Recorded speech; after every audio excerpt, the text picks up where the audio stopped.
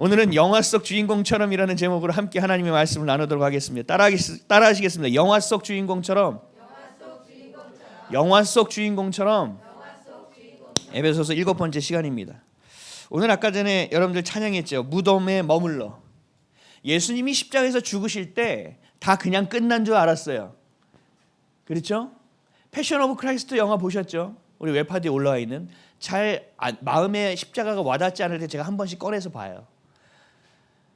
그때 참 그 영화를 잘 만들었다는 것이 마귀가 계속 쫓아다닌다고요. 그러면서 굉장히 흐뭇해해요. 야, 내 뜻대로 와서 쟤 끝났어. 내가 너에게 권세 줄 때 받았어야지 이 자식아 하면서 웃으면서 따라다닌단 말이에요. 그러니까 예수님께서 십자가에서 마지막 호흡을 닿으면서 딱 죽는 순간 가장 기쁘면서 우악 하고 절규해요. 그게 이제 마귀도 영적인 것이라 아는 거예요. 내가 승리한 줄 알았는데 이거 속았네. 하나님의 위대하신 일의 시작이네. 우악 하고 절규하는 장면이었거든요. 예수님이 죽을 때 아무도 몰랐어요. 예수님이 무덤에 들어갈 때 아무도 몰랐어요. 근데 누구는 알고 있었어요? 하나님은 알고 계셨죠. 하나님은 알고 계시는 거예요. 어떤 것도 우리는 모르지만 하나님은 알고 계시는 거예요. 우리 TV를 보면 요즘 드라마가 막 본물처럼 쏟아나더라고요. 본물처럼. 이 드라마가 막 그 사람들에게 막 회자돼서 요즘 거꾸로 읽어도 우영우 이거 나오잖아요. 이거 보면 이 안에서도 성경적 코드가 아닌 것들을 아주 교묘하게 섞어놔서 기분이 참 나쁠 때도 있지만 그런 드라마가 대박 날 때가 있잖아요.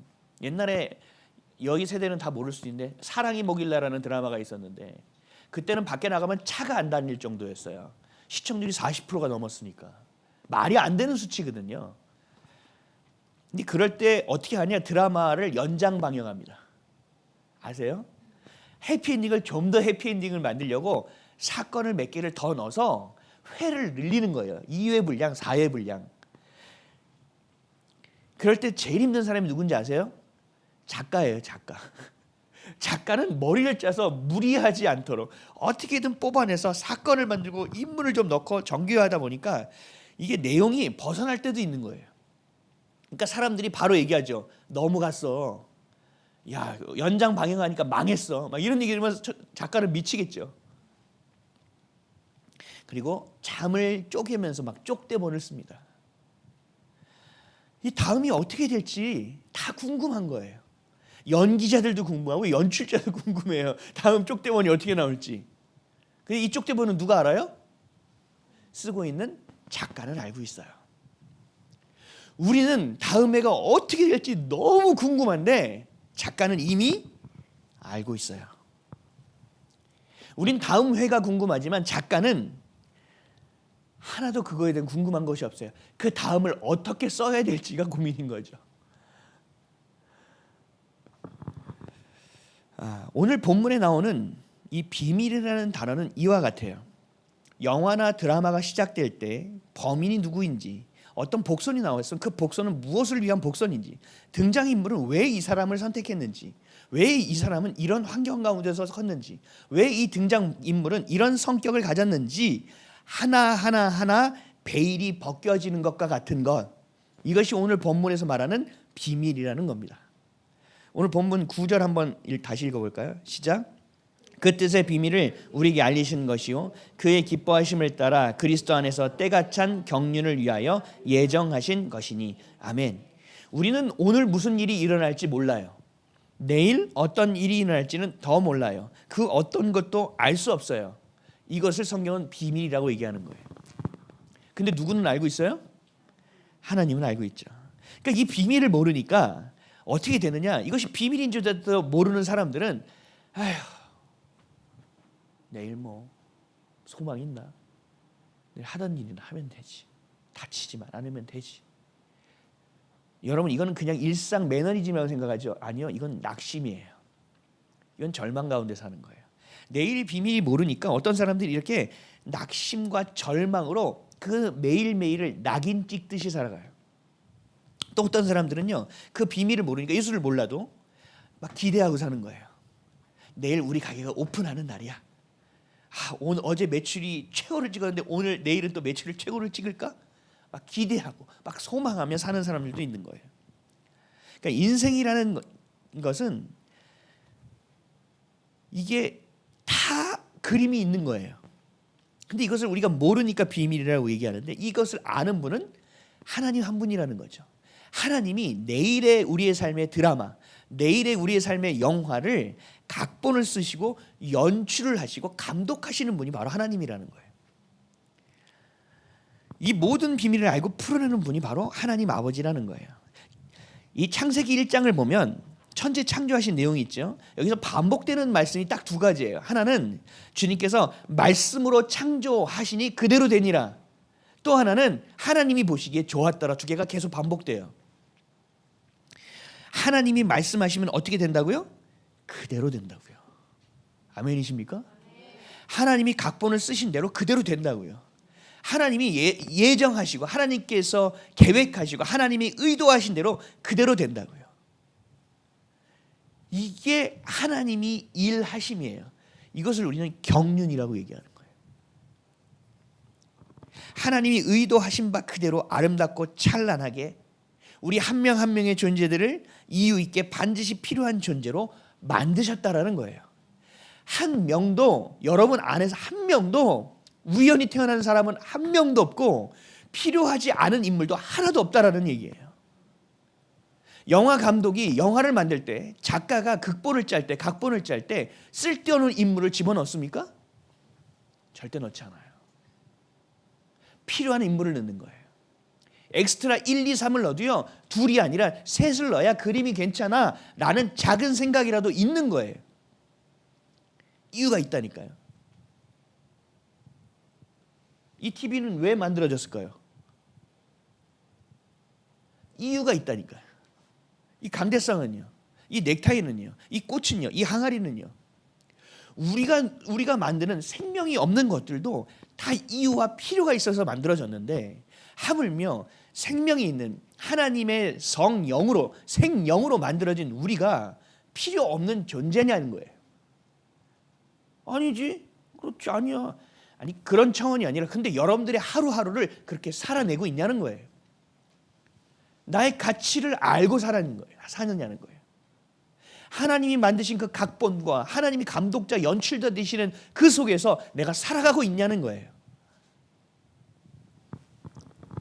하나님은 그냥 한 명의 영혼도 의미 없게 살게 하지 않으셨다는 사실입니다. 모든 인물마다 배경을 설정하고 성품과 환경을 만들어 놓으셨고, 우리가 어떤 인물이 되어야 하는지, 어떤 모습으로 살아내야 하는지, 어떤 이유와 방향으로 살아가야 하는지의 비밀을 주님께서는 이미 만들어 놓으셨고 알고 계시고 그렇게 우리를 이끌고 계시다는 사실이에요. 그럼에도 우리는 잘 모르죠. 그래서 여전히 비밀이에요.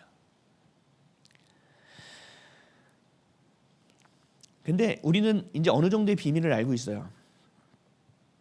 이스라엘 사람들이, 우리 출애굽기 민수기 봤잖아요. 이스라엘 사람들이 출애굽을 했어요. 400년 만에 하나의 민족이 되어서 고센 땅에 야곱과 70인이 들어갈 때만 해도 이게 200만이 되어서 홍해를 걸러서 약속의 땅에 갈 거라는 생각을 했을까요? 못했다니까요. 고센 땅에서 400년을 살면서 인구가 늘면서 몇 대를 살면서 이들이 무슨 생각을 했을까요? 말씀을 전수하기는 했으나 믿어지진 않았을 거예요. 출애굽하는 백성들을 생각해 보세요. 출애굽을 해요. 모세를 세웠어요. 가요. 할렐루야로 나갔어요. 그래서 땅이 갈라지네, 막 바다가 갈라지네, 마음껏 찬양했어요. 그리고 광야를 걸어갔어요. 그 가운데서 소망을 품은 사람도 있을 것이고 원망과 불평을 품은 사람도 있을 것이고 가라니까 가야 되는구나 하고 가는 사람들도 있었을 거예요. 자녀들은 하기 싫은데 엄마 아빠가 가니까 따라가는 자녀들도 있었을 거란 말이죠. 근데 그들이 어떻게 될지 알고 있었어요? 아무도 몰랐어요. 그 일대가 그 땅에서 다 죽을지 아무도 몰랐다고요. 그 이대가 하나님의 약속에 맞게 약속의 땅에 들어갈 줄을 아무도 몰랐다고요. 근데 여러분들은 알아요, 몰라요? 처음 듣는 얘기예요? 알아요, 몰라요? 알잖아요. 우리는 그 비밀을 어느 정도는 알고 있다는 거예요. 뭐를 통해서? 하나님의 경륜을 통해서. 하나님의 경륜은 하나님의 계획하심 갖고 하나님이 역사를 이루어시는 것이 성경에 기록되어 우리가 그것을 볼 수 있다는 얘기죠. 그러니까 우리는 너무 큰 장점을 가지고 있는 거예요. 드라마, 영화를 딱 볼 때 그냥 이건 뭐야 이렇게 앉는 것이 아니라 이게 멜로인지 이게 공포인지 이게 스릴러인지는 알고 앉을 수 있다는 얘기죠.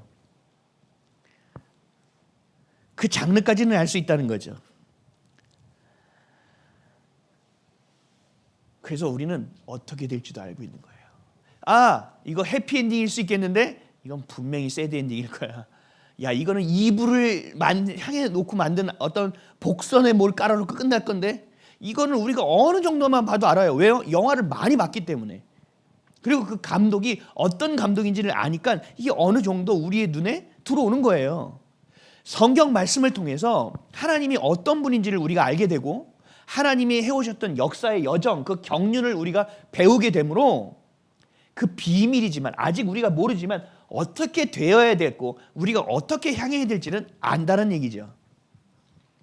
그러니까 우리가 얼마나 감사한 일이냐는 거예요. 이것을 우리가 지난 시간에 봤던 것처럼 지혜와 총명이라는 거예요.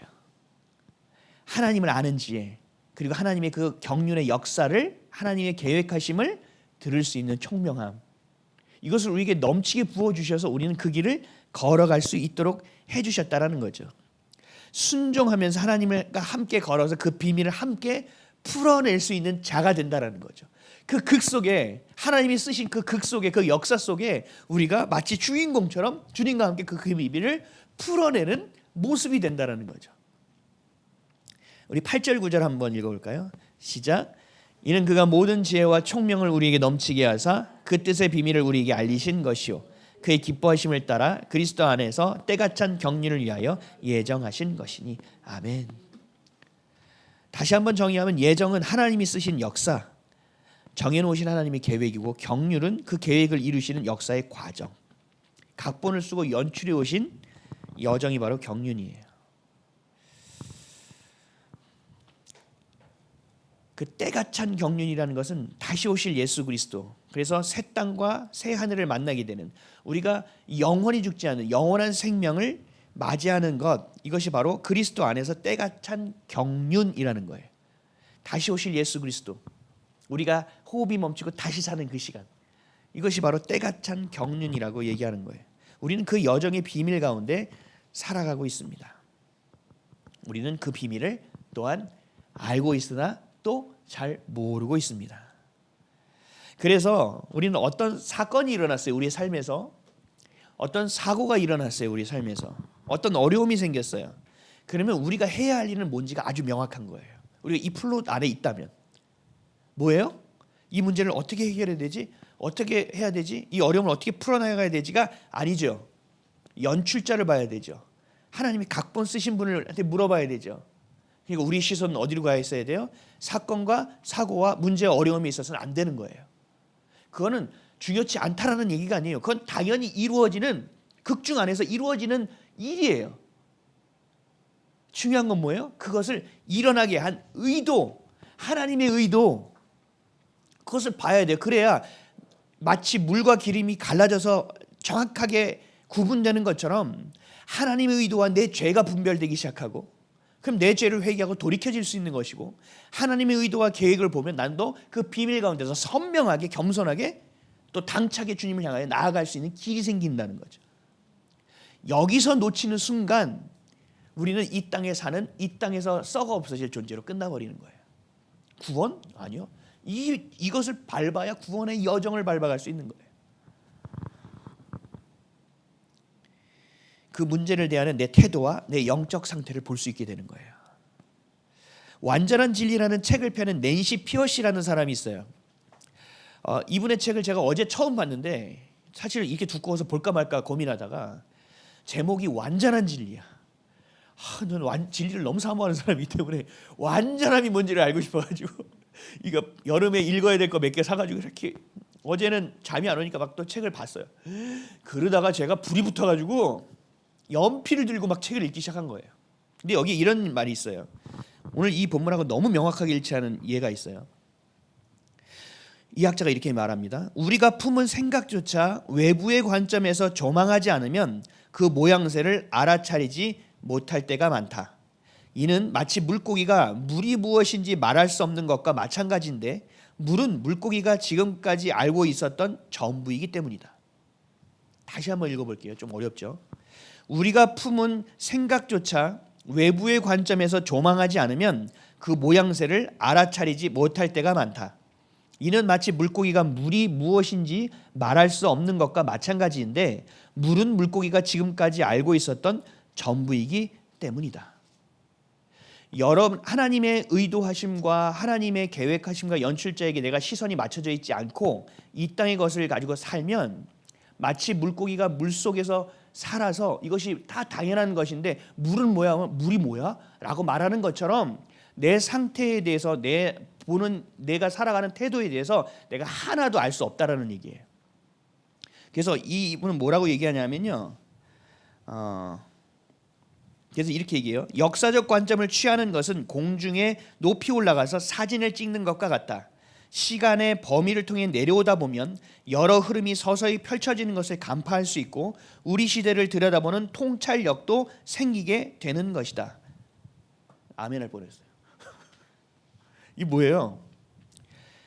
내가 내 상태를 내가 인지하지 못하고 이게 전부로 여기고 살아갔는데 내가 내 기준이 아니라 내 생각이 아니라 내가 하나님의 말씀의 기준으로 내 사이에 갔다가 그 사건을 조망하고 조명하여 관점을 딱 해서 봤을 때는 높이에서 사진을 찍는 것처럼 전체를 볼 수 있는 눈이 생긴다라는 거예요.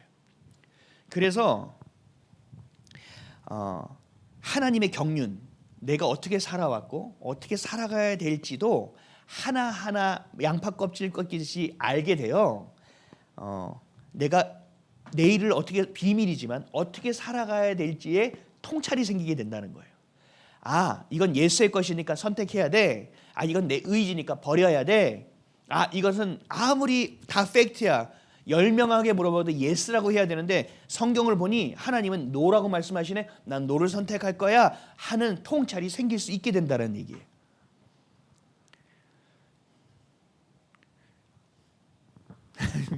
반응이 그래서 제가 늘 여러분께 강조하는 게 뭐예요?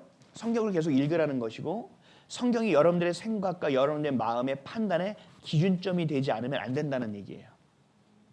성경을 기준으로 봤을 때 나의 태도와 나의 상태를 점검해봐야 내가 마치 높은 곳에서 사진을 찍는 것과 같이 나를 볼 수 있다는 얘기예요. 이해되세요? 거기에다가 뿐만 아니라 하나님 뭘 주셨어요? 공동체를 허락하여 주셨어요. 그래서 이분이 깨달았던 것을 이분만 몰라, 다 알아. 그래서 이분이 깨닫는 여정을 다 보는 거예요. 그리고 옆에서 돕겠죠, 기도로. 근데 또 이분이 깨닫지 못해. 근데 다 알아, 본인만 몰라. 이것이 하나만 학습되는 것이 아니라 10명이 있으면 10개가 학습되어진다는 얘기죠. 어떤 사건이 일어났을 때 하나님의 의도를 더 빨리 알아차릴 수 있다는 얘기예요. 어떤 일이 있을 때 하나님의 의도가 무엇인지를 내가 더 빨리 습득할 수 있다는 얘기예요. 이게 공부되어진다는 거죠. 학습되어진다는 거죠. 이해되세요? 세상적인 공부와 지식과는 완전 차원이 다른 거예요. 완전히 실시간 리얼, 요즘 레알이라고 하는데 이게 진짜 팩트라는 얘기예요.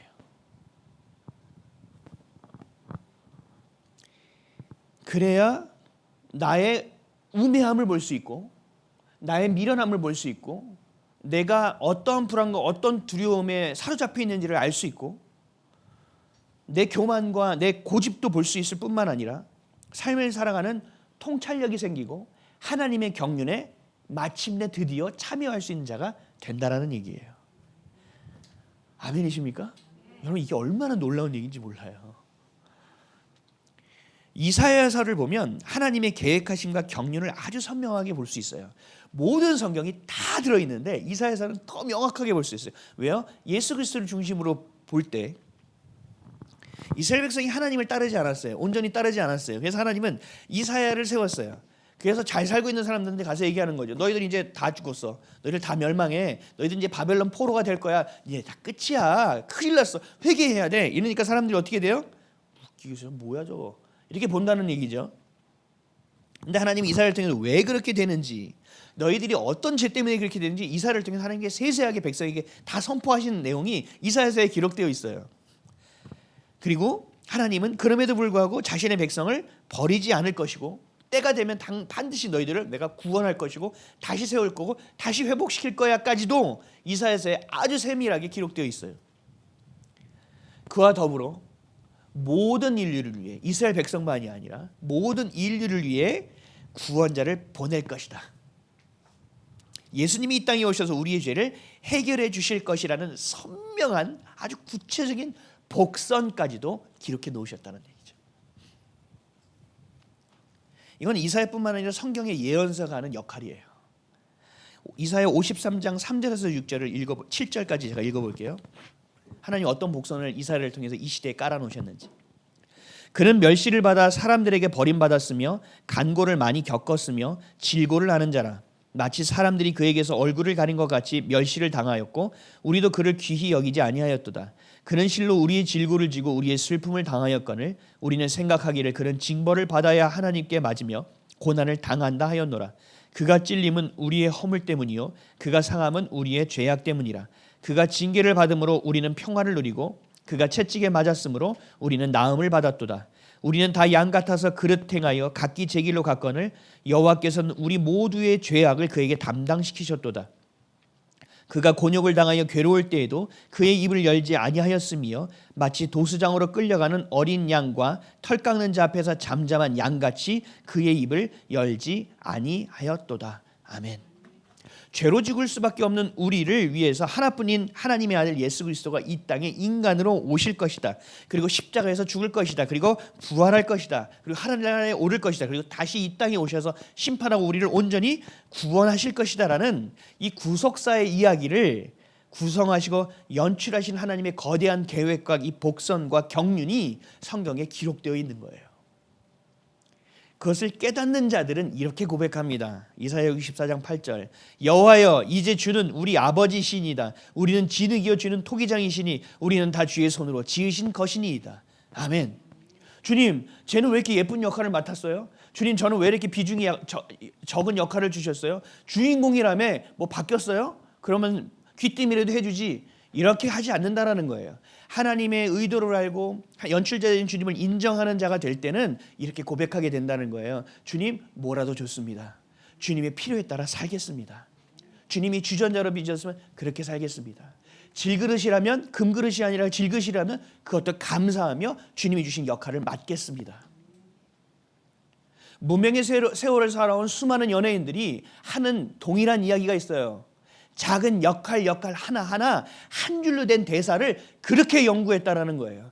그렇게 많이 연습을 했다라는 거예요. 수백 번을 거울 앞에서 대본을 읊었다라는 얘기예요. 왜 그랬을까? 그들은 욕심 가운데서 있었죠. 우리는 하나님이 의도하신 대로 된다라는 것을 우리는 알고 있는데 하물며 우리는 왜 그렇게 살고 있지 않느냐?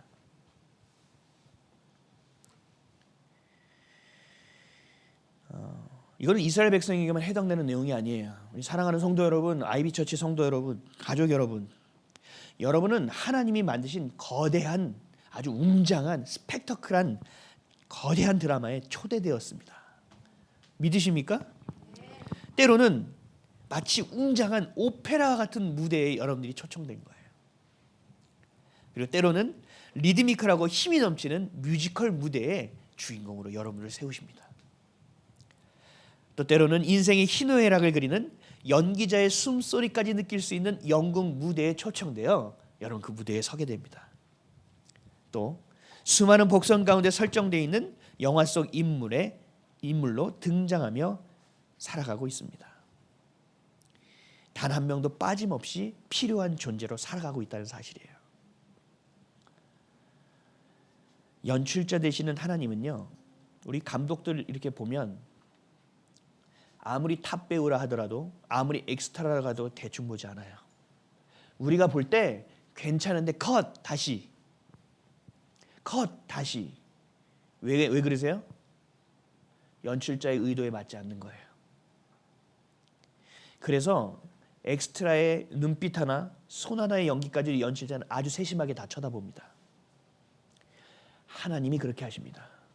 여러분들을 그 무대에 세워놓고 덜덜 떨면서 할 수 있어, 해봐 하는 분이 아니라 그 안에서 하나하나 지도하시며 그 손짓과 발짓과 눈빛과 호흡까지도 어떻게 해야 하는지 가르쳐 주시는 분이 하나님이세요. 연출자 되어진다고요. 우리는 그 인도하심으로 살아가는 거예요. 그 아주 세심한 보호함과 지도하심과 인도하심 안에서 성장하고 성숙되며 자라며 살아가고 있다는 얘기예요. 지금 탑 배우들도 옛날 모습 보면 어떻게 돼요? 연기를 저렇게 해내고 어떻게 탑 배우가 됐대. 죽도록 노력했나 보다 이렇게 생각하잖아요. 우리도 그렇다는 얘기예요.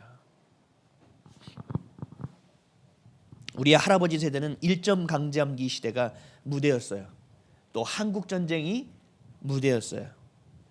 우리는 참 풍족한 시대 가운데 믿음의 공동체 안에서 물론 치열한 삶이긴 하지만 나름대로 서정적인 무대 안에 서 있었음을 기억해야 합니다.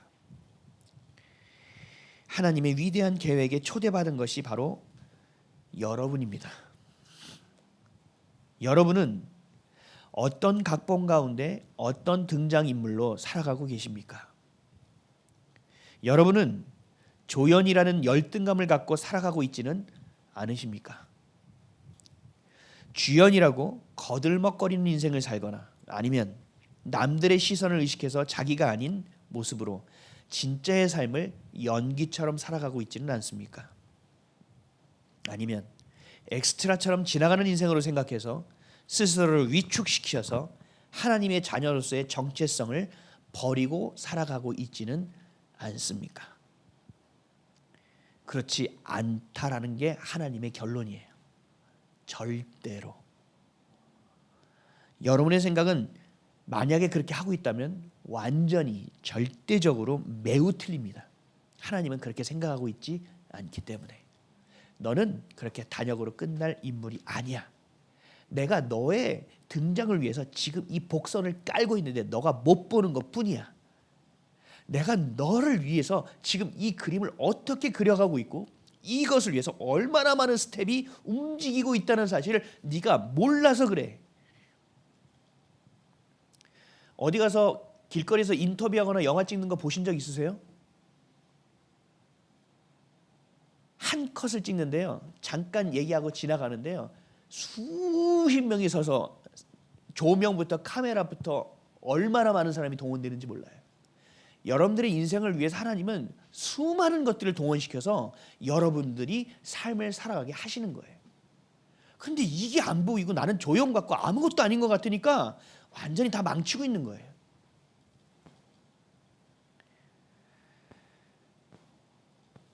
하나님은 세심하게 연출하고 계십니다. 여러분들의 시선은 그래서 어떻게 해야 돼요? 연출자의 입에 고정되어 있어야 돼요. 그게 뭐예요? 여러분 인생의 감독 되시는 하나님께 고정되어 있어야 돼요. 우리의 마음은 온통 각본에 붙들려 있어야 돼요. 배우들이 각본을 막 연구하는 것처럼 하나하나의 손짓과 미소까지도 인도해주는 지문에 써 있어요. 기뻐하며 가로 숨찬 목소리로 이런 게 다 써 있어요. 지문에. 그것처럼 그렇게 하나까지도 인도하시는 성령님께 여러분들이 집중해야 되는 거예요. 이 모든 연출의 시작지며 또 클라이막스 모든 것에 역전시켜 주시는 이 모든 전개를 뒤집으시는 예수 그리스도에게 여러분 시선이 멈춰져 있어야 되는 거예요. 10절 말씀 읽어볼까요? 시작. 하늘에 있는 것이나 땅에 있는 것이 다 그리스도 안에서 통일되게 하려 하심이라. 아멘. 그렇게 우리가 살아낼 때 우리는 복음 안에서 그리스도 안에서 십자가 안에서 그 길이와 너비와 높이와 깊이를 알 수 없는 그 그리스도의 사랑에서 풍성하고 넘치는 하나님의 은혜 안에서 하나 될 수 있게 된다는 거예요. 오늘 말씀처럼 그 진리 안에서 통일되는 하나 되는 모두 각자 다르게 생겼지만 모든 마음은 같은 마음을 품고 한 성령 안에서 하나의 교회와 하나의 지체 하나의 아버지 한 분 아버지 안에서 살아가는 존재가 될 수 있다라는 거예요. 누구 하나 연출을 할 때 누구 하나 연출자의 말을 따르지 않으면 가감없이 NG가 나옵니다. NG 컷 스톱 그만해. 야 조명 야 음향 너 연기자 잠깐 와봐. 가서 연기지도 NG가 난다니까요. 한 명이 다 잘했어. 근데 옆에 지나가는 엑스트라가 카메라 보면서 지나가. 그럼 어떻게 돼요? 컷! NG. 야, 쟤 왜 저래? 야, 너 카메라 의식하지 말어. 잘 찍어줄게. 좀 제발 그냥 지나가라고. 다 이렇게 시작하는 거야 라고 얘기하겠죠. NG. 아무리 연기를 잘해. 근데 이 슬픔의 선이 50 정도에 머물러야 되는데 연기자가 급발진해서 한 70%까지 갔어. 스탑, 컷. 거기서 슬픔을 좀 절제해야 돼 하고 연출자는 멈춘다고요. 근데요, 인생은요, NG가 없어요. 이게 무서운 거예요. 인생은 컷이 없어요. 다 그냥 가는 거예요. 한 통의 필름으로 그냥 가버리는 거예요. 요즘 운동에서 바디샷이래. 바디 프로필 찍죠. 바디 프로필. 한 번은 남겨야 된다고. 그러고 나서 다시 소용이 없어요. 인생은 영상이에요. 계속 흘러간다고요. 한 컷 잘 나왔다고 이것이 내 삶을 대변하지 않는다는 얘기예요. 인생은 다시가 없어요. NG 다시 없어요. 끝이에요. 그냥 가는 거예요. 그래서 모든 것은 열매가 됩니다. 감사하고 기대가 되지만 두렵고 아플 수도 있는 거예요. 여러분들이 나도 모르게 지나가는 작은 생각, 나도 모르게 품은 그 마음까지도 열매가 된다니까요. 연기자가 섬세한 연기를 하는 사람들은요, 그 마음까지 다 끌어올립니다. 그래서 슬픈 역할을 해서 그게 컷, 오케이 해도 계속 울고 있어요. 우리의 작은 생각이, 작은 마음이 드러나 보인다고요. 드러나진다고요. 우리의 삶에 NG 없이 컷 없이 그대로 열매가 됩니다. 죄로 오염된 우리, 죄로 인해 깨져버린 세상의 질서, 이것을 하나님이 반드시 다시 회복시키실 거예요. 여러분의 생각과 여러분의 마음까지도. 그래서 그리스도 안에서 하나 되게 하는 일을 하나님은 오늘도 하고 계세요. 오케스트라를 보면 하모니를 이루죠. 저는 가끔 오케스트라 이렇게 보면 바이올린이 저렇게 많이 필요할까? 첼로는 몇 대만 있어도 될 것 같은데 저렇게 왜 많이 집어넣었지? 그런 생각을 해요. 3개면 되고 나머지는 마이크를 좀 크게 하면 될 텐데 굳이 저 인물을 왜 다 쓰나? 오케스트라를 유지하는 재산도 참 운영비가 많이 들 텐데 이런 생각을 가끔 해봤거든요. 근데 제가 짧은 생각이겠죠. 하모니를 위해서죠. 어떤 곡을 연주할 때 이 곡을 하기 위해서는 바이올린이 주체가 돼야 돼. 이거를 할 땐 피아노가 격정적으로 나와줘야 돼. 지휘자의 머리에 있다라는 거예요. 그게 하모니라는 거죠. 그냥 우리가 듣기에 좋은 것이만 하모니가 아니라 그때 맞게끔. 제가 단어를 몰라서 크레센도 뭐 이런 게 있잖아요. 디크레센도인가? 어쨌든 강약이 있다는 거죠. 이게 하모니라는 거예요. 누구 하나 튀어나오면 안 돼요. 아주 조화로워야 돼요. 균형이 있어야 돼요. 질서가 있어야 돼요. 그것처럼 하나님은 하나님이 만드신 이 땅, 우리 인생, 우리 인류, 하나님의 경륜 가운데, 하나님의 계획과 의도 가운데 끌고 가시는 이 모든 역사에 사랑과 공의로 질서를 잡으실 거예요. 그때가 예수 그리스도가 다시 이 땅에 오시는 그때라는 거죠. 그 과정 가운데 살아가는 것이 바로 우리라는 거예요. 이게 바로 회복이고 구원입니다. 이것을 이루시는 분이 바로 예수 그리스도. 주님은 우리를 통해서 이 일을 함께 이루어가기를 원하십니다. 이것이 하나님의 각본이에요.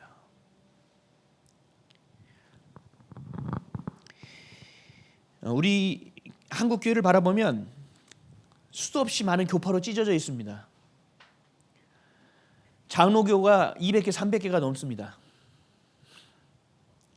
그래서 그것을 하나로 합쳐야 된다고 하면서 종교개혁 시대로 올라가서 원래 구교와 신교는 하나가 되어야 된다고 해서 카톨릭과의 연합을 추구하고 있는 세력들이 있어요.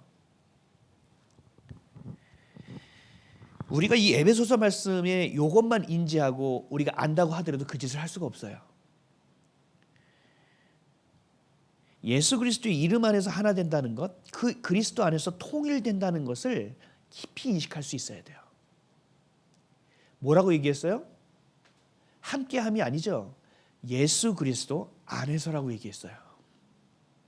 그러니까 가톨릭이 연기해요. 예수가 그리스도라고 막.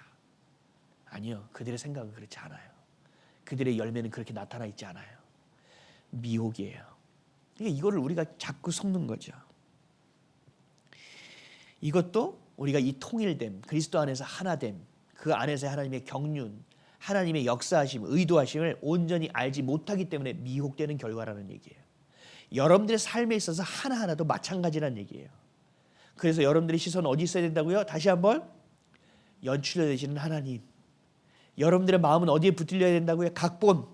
성령께서 하나하나 우리를 이끄시는 거기에 내 몸과 내 생각과 마음을 맡겨보는 것. 그리고 이 모든 것을 역전시킬 클라이막스에 등장하실 예수 그리스도에게 우리의 소망을 온전히 올인할 수 있는 삶이 되어야 한다는 거예요. 그래야 하나님의 구원의 계획, 그 회복의 여정에 우리는 온전히 감사할 수 있고 겸손할 수 있고 초대받은 자와 같이 기뻐하며 감사하며 참여하는 자가 될 수 있다라는 겁니다. 연출자 되시는 하나님의 시선에 여러분들의 시선을 온전히 맞추십시오. 그리고 놓치지 마십시오. 발은 땅에 있으나 시선만큼은 하늘에 두십시오. 그렇게 살아가는 주인공처럼 영화 속 주인공답게 살아가는 저와 여러분 되시기를 예수 그리스도의 이름으로 간절히 축원드립니다. 기도하겠습니다.